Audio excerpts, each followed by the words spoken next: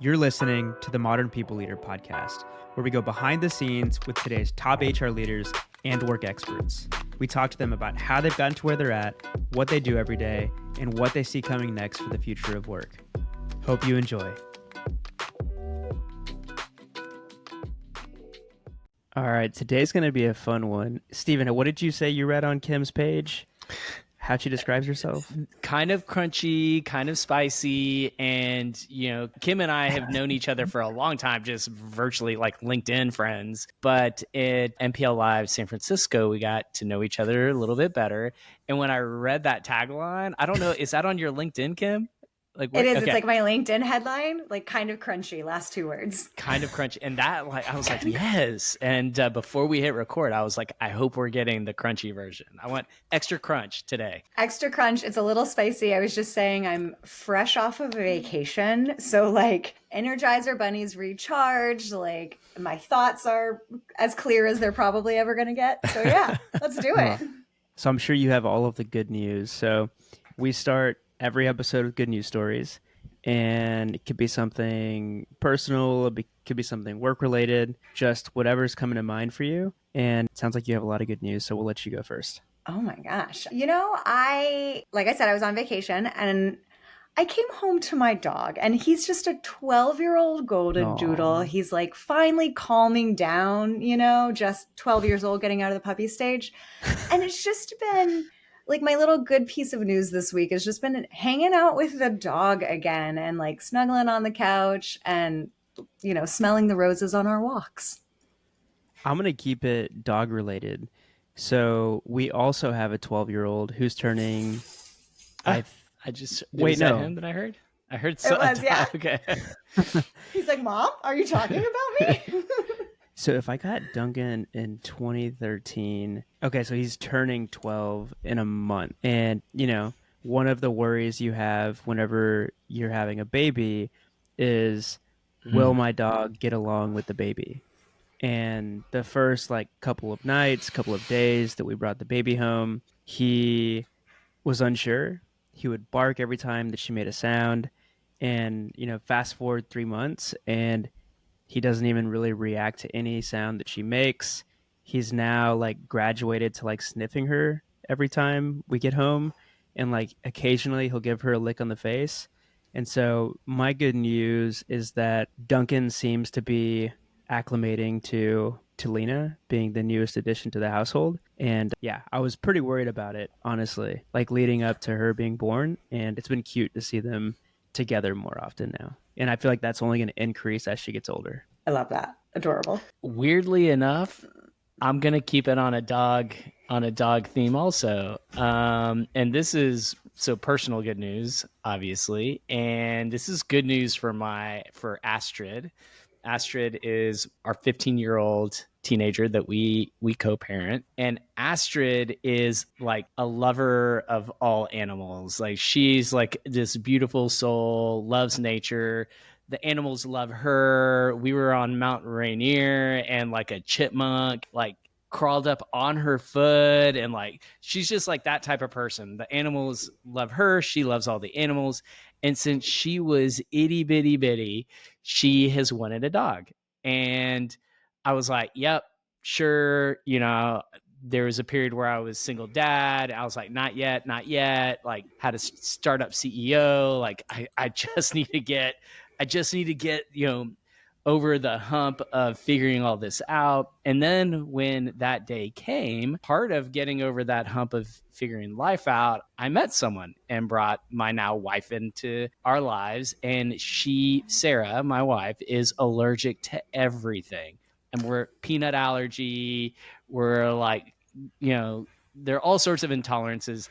Dog allergy is way up there. We're talking hives, the whole thing. Well, turns out that doodles are hypoallergenic, and we are going on Saturday to go meet Snickers. And this is going to be a trial thing. We're also pregnant. And so again, I feel like this is an uncalled play that she's making here, and I'm rolling with it, because we've already gotten married and we're going to have a child in the same year. And I was like, we can't buy a house. We can't do all these other things. but somehow she snuck getting a dog into the mix. And so we're not fully committed yet, but this Saturday we are going to go see dogs. And Astrid doesn't even know. So she's just going to be, beside herself. This could be big.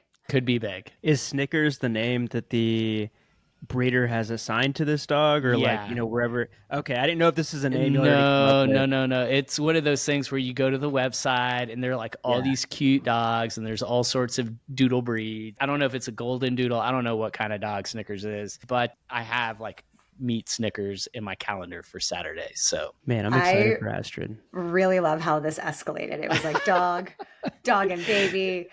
New dog, child, new baby. This is great. Like, can we double down on anxiety and change? Oh, that's funny. So, Kim, walk us through the story. Like, what's the Kim Minnick story? You can start as early as you want, wherever you want to start the story. Just give us the full scoop. One of my favorite conversations that we've ever had on the podcast was with Melanie Naranjo. She put something so simply. HR isn't about optimizing for compliance. It's about optimizing for people, for culture, trust, and workplaces where folks actually want to stay. That's why I'm such a fan of what Melanie and her team at Ethena are building. A couple years ago, she summed it up perfectly on the show. Think about all the required stuff in life that isn't fun. Applying for a driver's license, filling out financial aid forms. Now, imagine if those processes were easy, even enjoyable, and you actually learned something from them. That's what Ethena does for compliance training. They take on the tough topics like harassment prevention, workplace violence prevention, code of conduct, and make them actually engaging. Unlike the boring, outdated trainings that frustrate employees and executives alike, Ethena delivers content that's modern and impactful. We're talking 200 plus courses in 100 plus languages with a 93% learner positivity rating to back it up.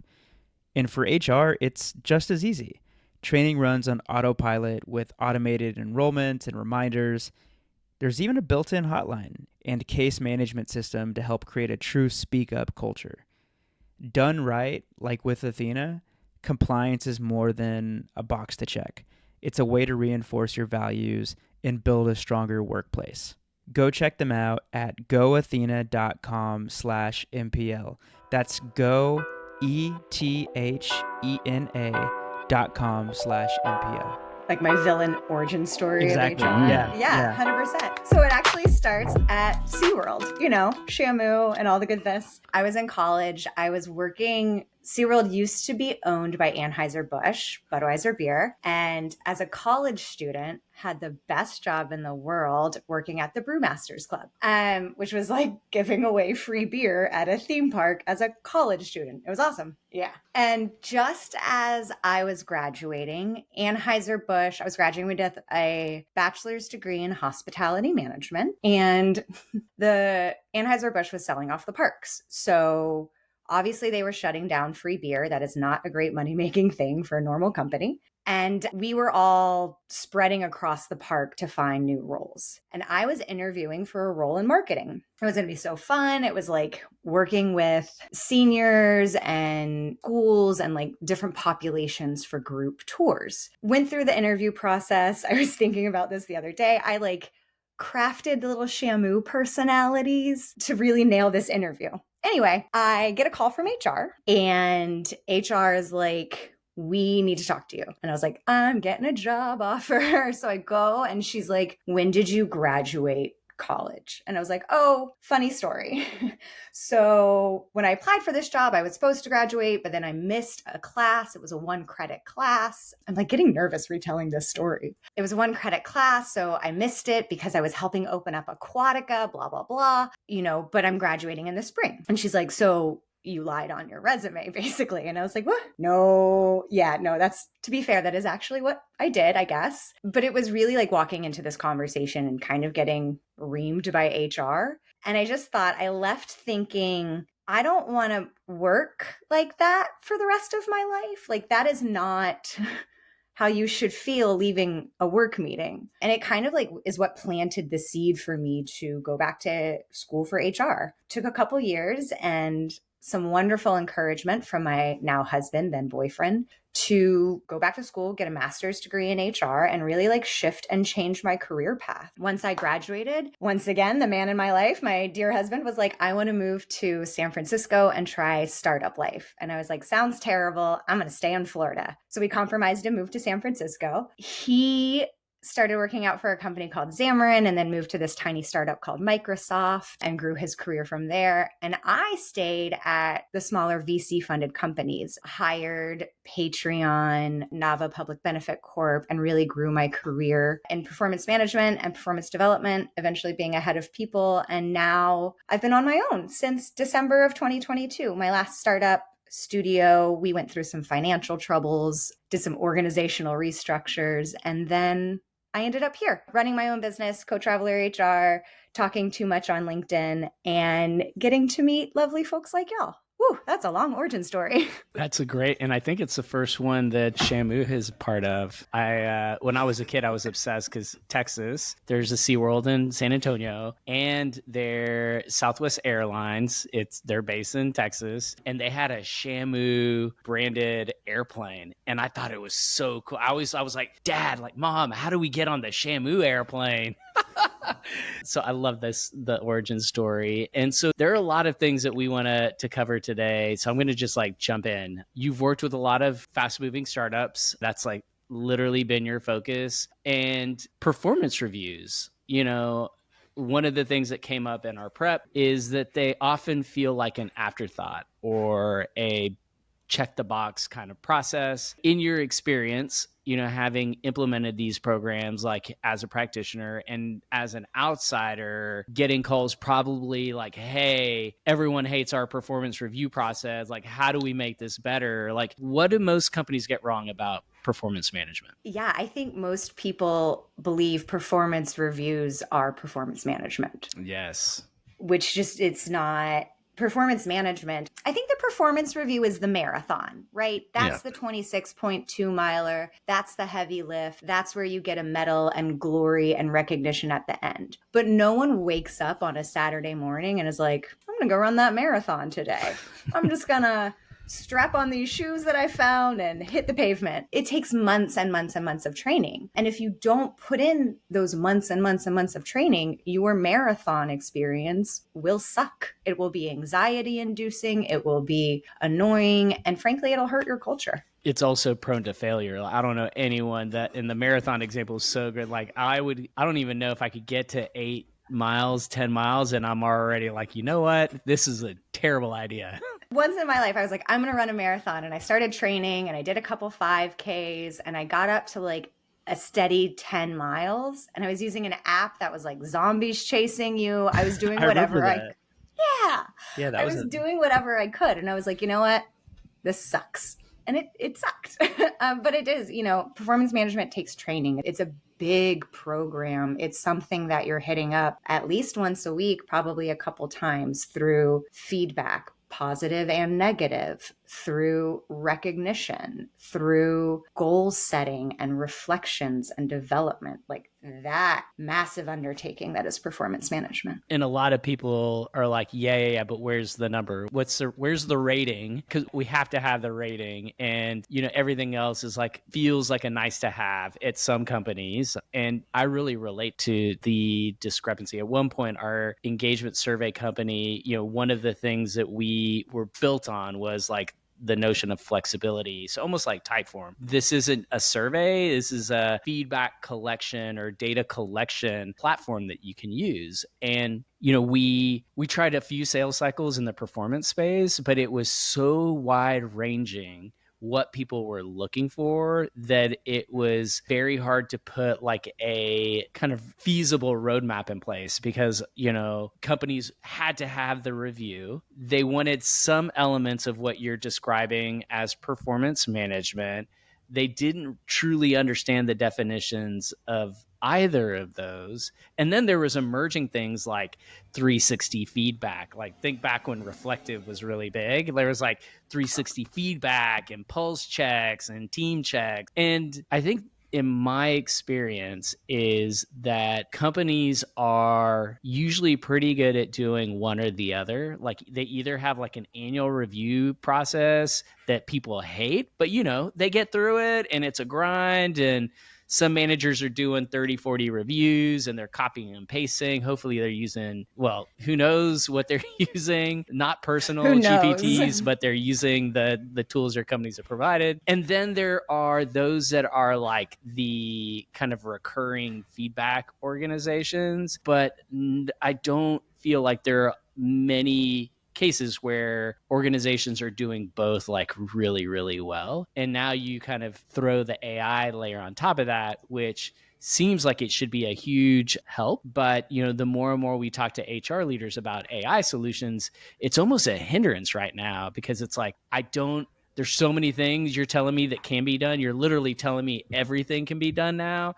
And I'm still at like step 1 or 2, and that is like, how do we just get through this review better type of thing. And so does any of that resonate with you? Oh my gosh, all of it. Like, I was like, yep, check. It feels like, especially with AI, like, how are we going to boil this ocean, and where do I even start? I was very much like staunchly against AI for a minute. I thought it would blow over, more like the NFT sort of thing. Yeah. Sticking around a little bit more like a QR code. So I'm leaning in. It's interesting. I think if we first really ask, why are we doing performance reviews? What is the point?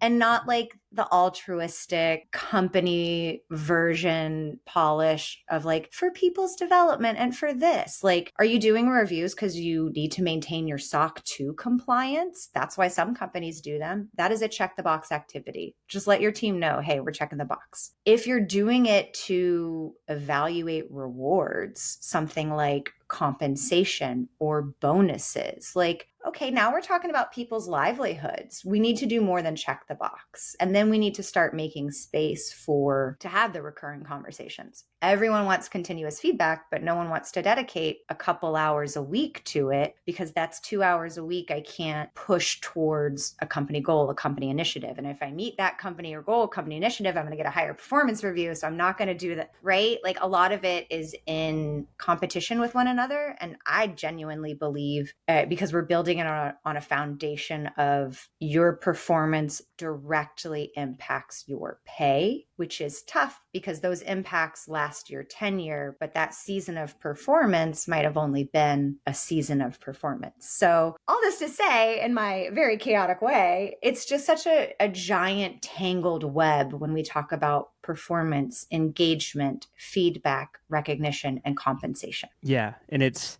confusing for people leaders because, I mean, we've done 4 MPL lives, and I think 2 of them, the topic was rethinking performance. And just from those 2 conversations, there were like 4 or 5 different outlooks on like how you should be thinking about performance management as a whole. And then like going deep on, some people think that you should do ONA, organizational network analysis.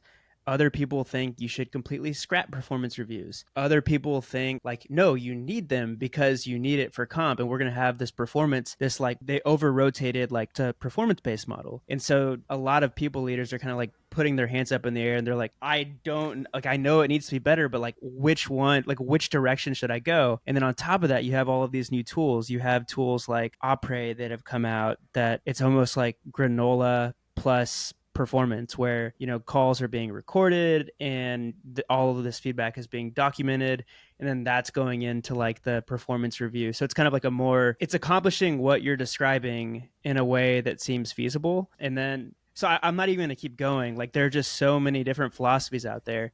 And so what would your advice be to the people leaders out there that are, I guess, digesting all of this noise and trying to figure it out? Yeah. I mean, your performance management program will be unique to your company. It has to be. Your company's mission is different. Your company's values are different. A great performance program is built upon what you want to achieve as a company. Like, I obviously don't subscribe to getting rid of performance reviews. Like, you work at a job, your job has expectations, you need to perform to those expectations, and we should talk about that on a regular cadence. Like, that just feels like good business to me. But how you do it, what's important to your organization, the type of people you hire, and what's important to them. Are you hiring a lot of caregivers? Are you hiring a lot of early career folks who really want to build and achieve quickly? Like, those are different.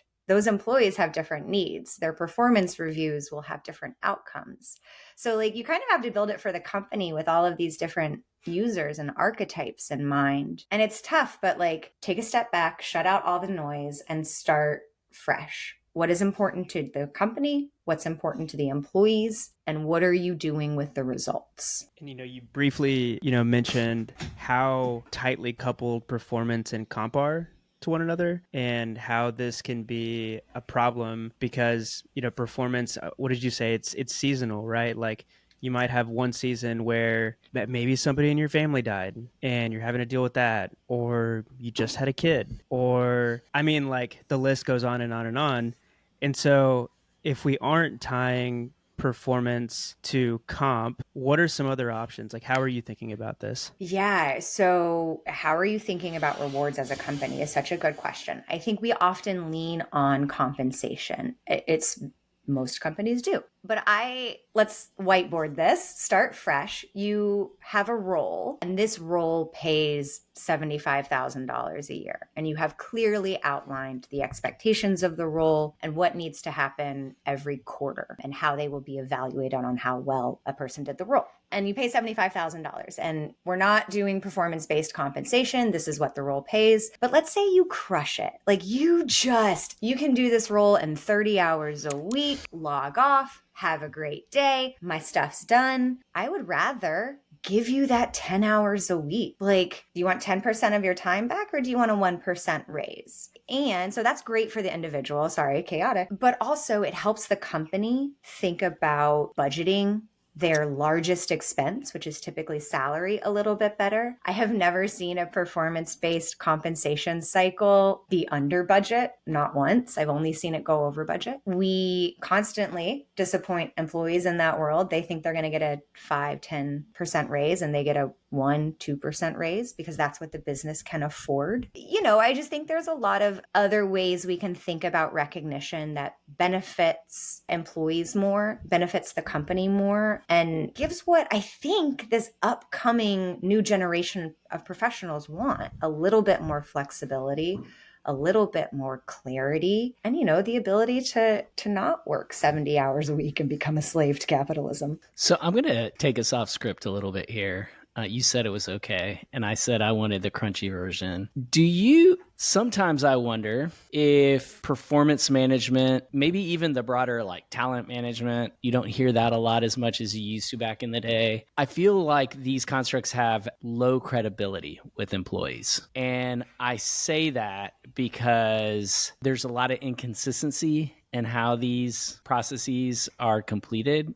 Even within a company, different departments, even within a department, different teams, even within a team, different employees. Like, you got big companies like Microsoft, with scale problems. You've got small companies with like manager engagement and effectiveness problems. But I feel like everyone has had a bad performance review or bad performance management experience. And I just wonder sometimes, like, do we need to blow this thing up? Do we need, and this is kind of where we ended up at the after party in MPL Live San Francisco. And the topic was reimagining performance. And I think I started the dinner conversation by saying, hey, I think I failed y'all. And people were like, you're being too hard on yourself. And I was like, no. Like, our job is to get you solutions. Like, that's what the MPL is here for. And I tried, and you were there, Kim. I tried to get the panel, and this is no knock on Kelly, JR, and Tiffany. They're great, but they're just really tough questions that are hard to answer about performance. And at the dinner, so I share, like, I failed y'all. Like, I think I could have dug deeper. I could have reframed questions in a better way for the panel, but I just could have done more. And the panel was like, no, Stephen, what we just heard and what we have been experiencing as HR leaders is major disconnects. We have these processes that relate to each other, but they're often incongruent. So I'm going to get 360 review and ongoing manager feedback that's telling me, Stephen, you're doing great. You're crushing it. Like, you're contributing to the culture, you're doing your job, you're embracing this AI thing, you're vibe coding, like, yes. And then I get my pay raise and it's some shitty amount. And I'm like, what the fuck? Like you've been telling me for 8 months how great I am, but that's a Chipotle order.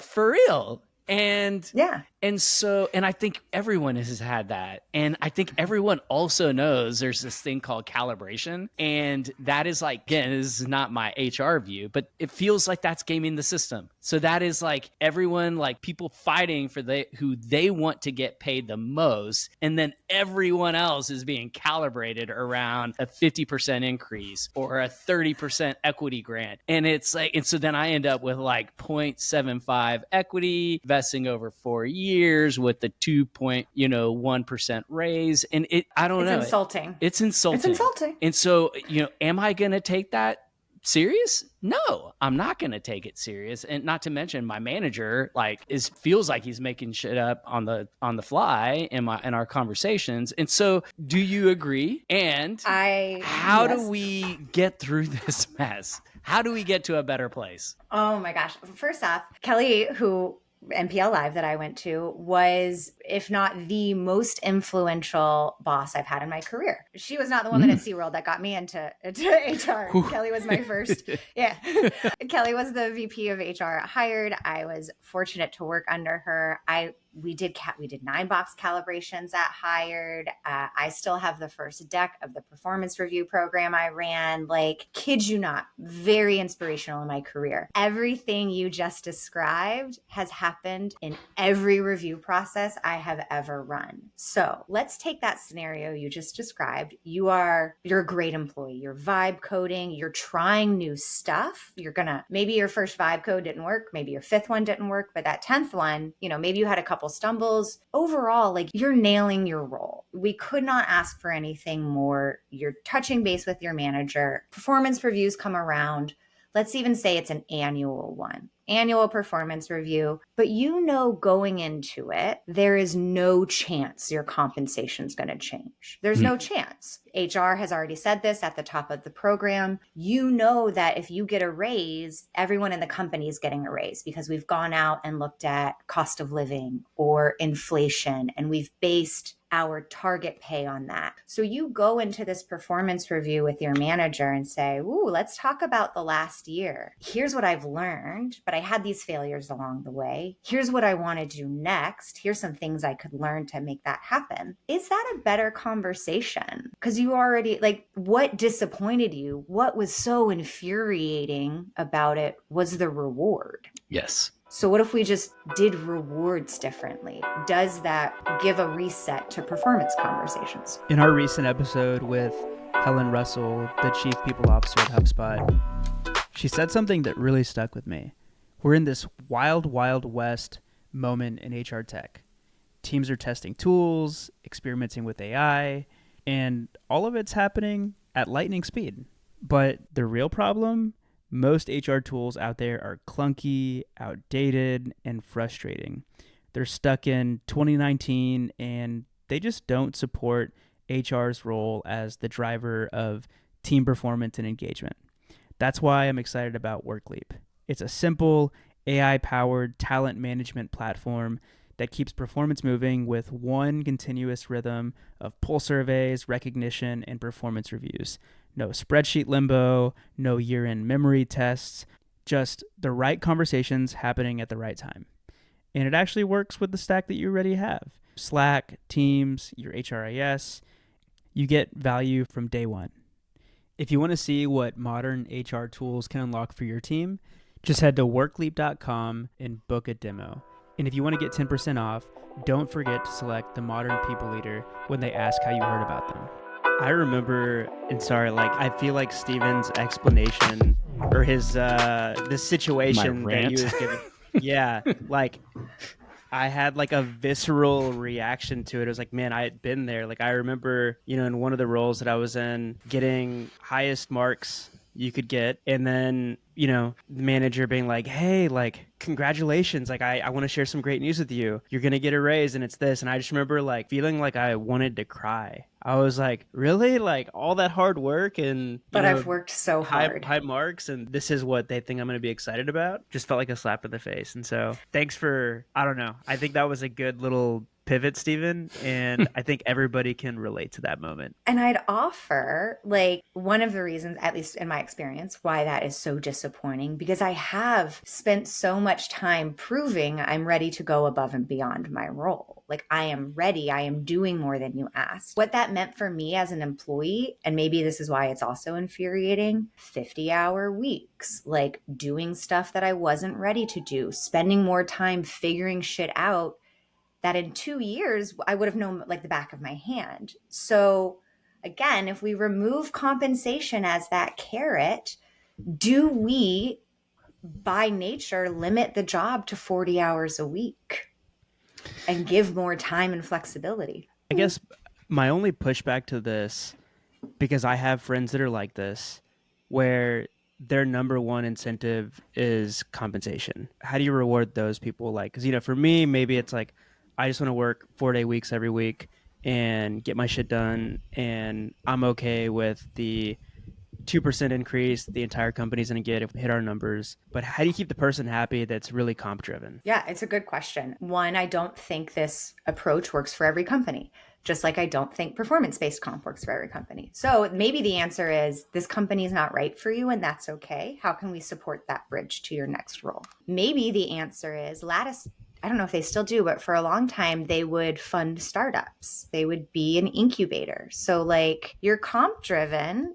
Is it because you just want money, or are you entrepreneurial comp driven? Can we incubate an idea for you? Do you, if this 9 to 5 is only going to pay you so much, can we support you in a 5 to 9? I think there are a few options. There's also things like profit sharing. If the business makes money, you make money. We can look at bonuses that can be influenced by performance. But again, that's not a long-term change. That's a reward for a set period of time. Yeah, I get it. I'm money motivated too. I like cash. I want to buy nice things. And so let's talk about comp. I think that comp today is very different when I was in the game because I cut my teeth in total rewards. Like all the functions, most of the functions that I supported in HR were all within the technical functions within total rewards. And so I got exposed a lot to compensation, spent some time in executive comp. And one of the things that I love about today is like it's definitely a more holistic view of compensation. Like back then, and this is like, 2010, only the biggest companies could really afford to have like job leveling, job architecture, like the AIGs and the financial service and healthcare companies would have, very kind of over the top, over engineered architecture. And the cool thing today is like there are really good low cost tools or even Google Sheets or Notions that you can use to accomplish. There are even consultants that are technical experts in this that you can hire. They can get you set up, give you some guardrails. But I think what we're talking about is even a more kind of fundamental change into like how we are budgeting for, like how we're taking all of the dollars that can go to our employees and allocating those out in a way that is both equitable. And I don't really even mean like and maybe equitable is the wrong measure, but like insert whatever principle that your company has, but also will support the business in whatever stage we're in. Could be hyper growth, so maybe we need to have some levers that are going to really allow us to dial it up. Like, I don't know if this is a domain area that you've spent a lot of time in, but it just felt relevant to the conversation. Like, how could businesses just be thinking about it different? Like, everyone gets a COLA adjustment if we can afford to pay that out. And then we have this profit sharing, and then we're going to do the books. And when we get the books closed, we're going to understand how much we can put back into the business. And that's going to be the pot that is going to be more based on business case, like cold hard, like contribution to revenue, contribution to, whatever, insert, dimensions. But that's not how I remember comp working. I remember like getting a bucket of cash, and then it's like HR, all right, figure out how that bucket of cash is going to be, allocated out. And we've got this review. We're going to directionally tie to this review data, but then it's really going to be, let's make a deal, free for all, based on departments. Like, some departments have more sway than other departments. So that's what I guess. What are your thoughts on like how this could evolve into a better way? Just like at the philosophy, let's start with, we have a comp budget and we can allocate that out. Yeah, I would say like the foundation of this looks very, very similar, right? You're still building a compensation philosophy. Mm-hmm. You're still going out to market, getting market data, defining your data set, getting and building and smoothing out what you would call them bands. In a world where we just paid a point, you would define the point, the pay rate for the role versus the band. And then, when we think about like a comp budget or an increase budget, that's not performance based, the company has the opportunity to do more formulaic approaches, to better understand the cash that they have to play with. If you didn't meet your revenue targets and your bottom line is closer to the black than it is the green, or closer to the red, maybe you don't want to spend 5 to 7% on compensation increases. But maybe you have a little bit of profit sharing that you can do. Maybe you have some equity if you're at a startup or a VC funded sort of place. But it becomes more predictable because you can say like, all right, this year salary was 30% of our operating expenses. We know that next year we're going to increase our revenue by 30%. Great growth, really excited for you. And we saw that cost of living plus inflation, our employees probably feel like they're making 3% less. So let's just give everyone 3% across. Or, hey, we can't afford raises, but take a little bit more time. Let's incorporate some more time off. There are just so many different ways to think about it, but that base is still the same. A compensation philosophy, a documented formulaic approach to how you dole out rewards and what it looks like. And I'm guessing this needs to be shared because, like, again, if only leaders know, I feel maybe that's a dumb question, but like I know a lot of companies that are guilty of not sharing. And so then it's like, oh, the black box again, they're just making this shit up. And I know, Jim is going to get a lot more than, me and Susie. And so what is it, what are the, I guess, pushbacks that you get whenever you're working with clients or, in the companies that you've worked for? Like, what's the rationale for not sharing this information at this day and age? Is there a realm in which you are not at least sharing your philosophy? It is such a good question. Like, I default towards transparency. GitLab has a philosophy called Team Ops. It's their approach to remote work and asynchronous work. And that framework really harps on transparency first, like public first. If it's not sensitive data, individual salaries, individual social security numbers, things like that, default to transparency. So, stellar question, yes, share it. Where I think folks get apprehensive about it is not a lot of people feel comfortable sharing individual salaries. I agree. No brainer. And agreed.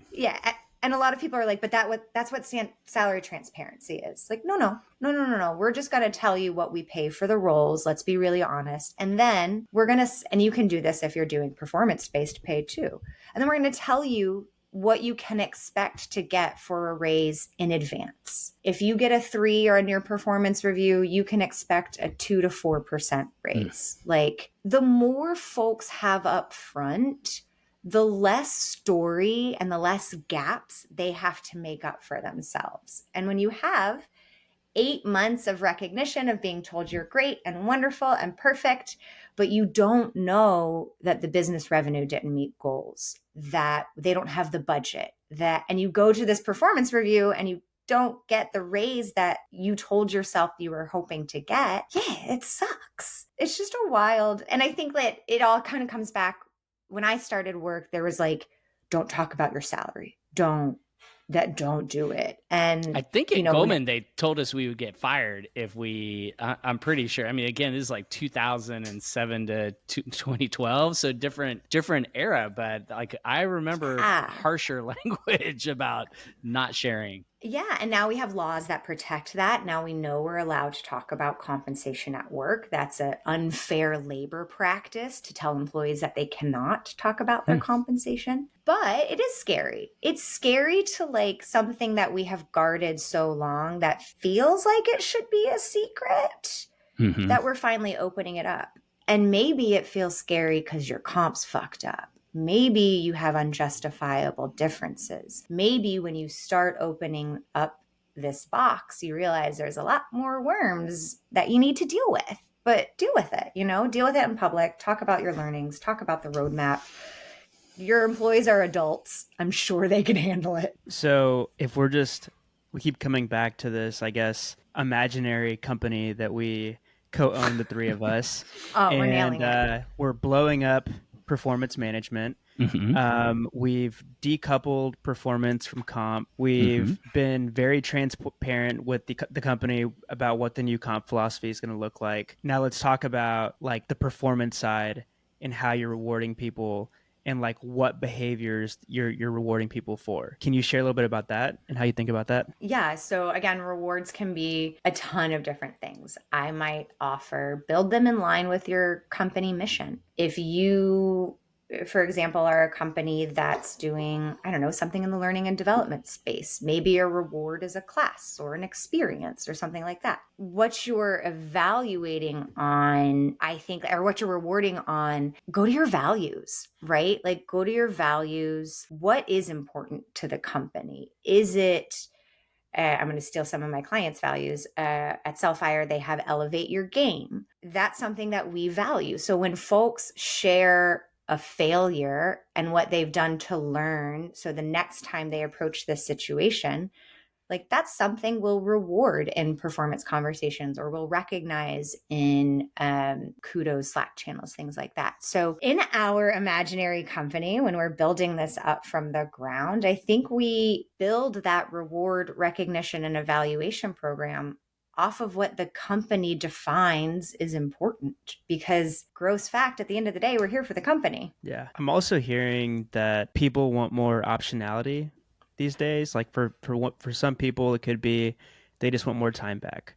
For others, it could be, maybe they want to go to like a really expensive gym, or like, I don't know, have like some sort of perk that I'm not even able to think about. And it kind of makes me think about an episode we did with Katie Burke when she was at HubSpot, and they were thinking about like their work strategy. Like, are they going to be in office, in person, or hybrid? And what they decided was they were going to give people choice, and they built a whole system around this. And I think at the time, this is where people were getting tripped up. It's like, okay, if we give people choice, like, how can we set expectations for them based off of their choice? And so if somebody went through this onboarding flow and said that they wanted to work fully remote, then they knew what stipend was going to be associated with that option. They knew what was expected out of them. Like, I'm never going to have to go to the office, and maybe I have to go to like one offsite a year. Whereas if somebody was fully in office, they're not going to get a stipend. There were just like different options. There's differences. Yes, exactly. Yeah. Are you imagining, and maybe this already exists, like a world in which a company has like some sort of like intake process for a new employee, and it's asking them like, how do you want to be rewarded? Like, if obviously everybody wants money, but outside of that, like what's valuable to you? And then you're kind of rewarding them based off of that, or what's like this future that you're picturing? Yeah, I mean, gosh, those are first off, I love what Katie did at HubSpot. Like, what a phenomenal way to empower choice, right? Because I think at the end of the day, that's what employees want. Like, we want to understand our options and we want to know that we have the opportunity to pick what's best for us, particularly in those big life changing things like, where do I spend 40 hours of my week? And how much are you giving me for that 40 hours? In a world, in my like perfect vision world where we're co-founders of some awesome company, I love that idea. I love saying like, here are some rewards we offer. They are valued at this. Here's how you can select or engage. And I might even ask that on an annual basis or when we're doling out rewards or offer that. I think choice, flexibility, and being able to like pick what is best for you. Gosh, if a company can do it, do it.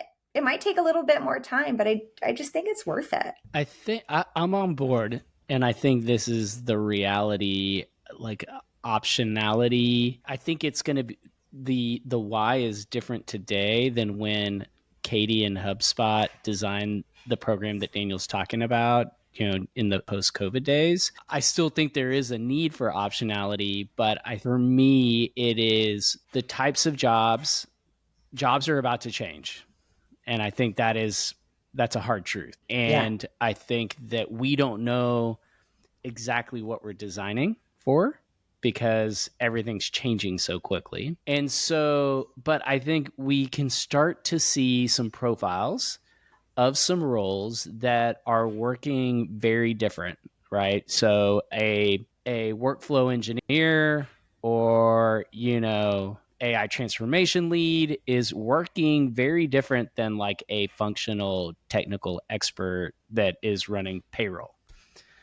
And so I think because of the optionality and the types of talent that will be doing one role versus the other, and I just randomly pick those. I don't have a problem with payroll.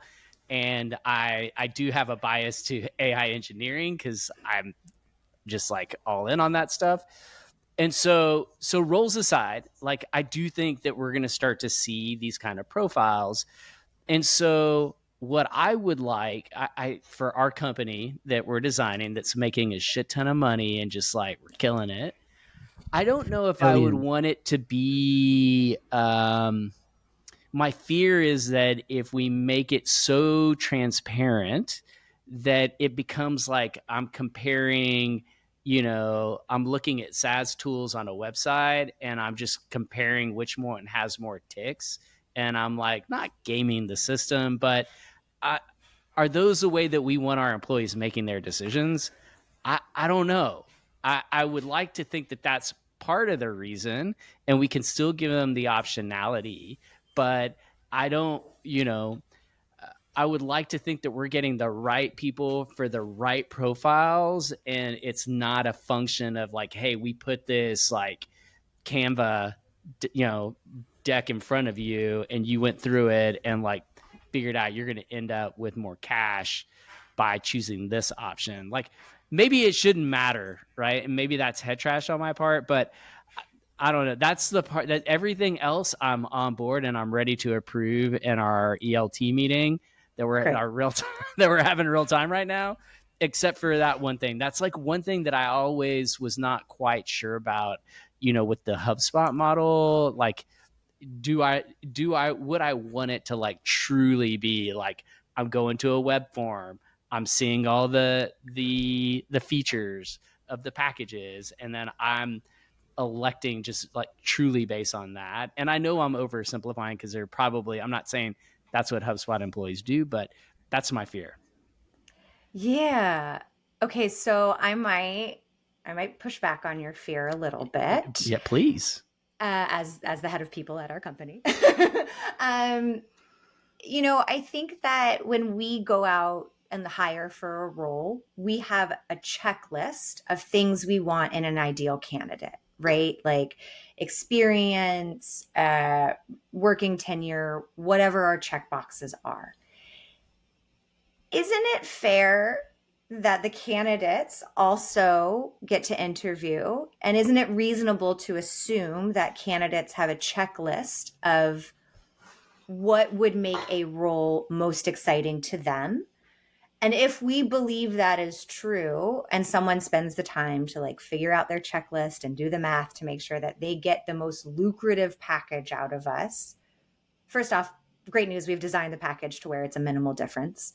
But second off, like, hasn't the employee then just figured out exactly what they wanted and then received exactly what they wanted?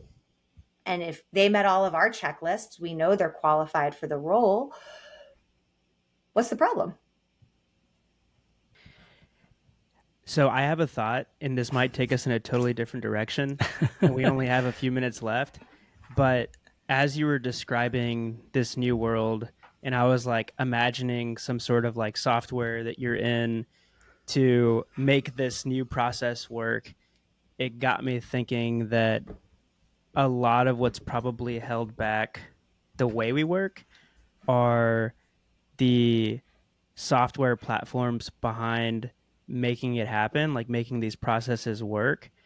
And so something that we've been talking a lot about in the last few weeks is that B2B SaaS, Steven goes as far as saying he thinks it'll be dead. I think they're in trouble, and B2B SaaS is going to have to These a lot of companies are change. cooked. I'm telling you, they're cooked. I'm going to say it. No one else is talking like this. These companies are cooked. And the worst job I would want to have right now, and Daniel's heard me say this 3 times in the last couple of days, I'm so glad I'm not a product software company CEO right now. Like, there's just so many threats. But that's another podcast. And I guess where I'm going with this is if there were ever a time where you could completely redesign how you want to think about performance management, how you want to think about comp, and you needed software to support whatever decision that you needed to make, I don't think there's ever been a better time. You know, Steven's talking to somebody today. It might have already happened actually. It's right after this. Right after this. So do you have to go right now? But And basically, we got how, time. Okay, let's finish this. This is good. how they're going to rebuild their engagement survey platform on their own through, I don't know if it's through vibe coding or how he's accomplishing this, but like the way that the company that they're working with is forcing them to run their engagement survey process no longer serves their needs because they have a different way of looking at it.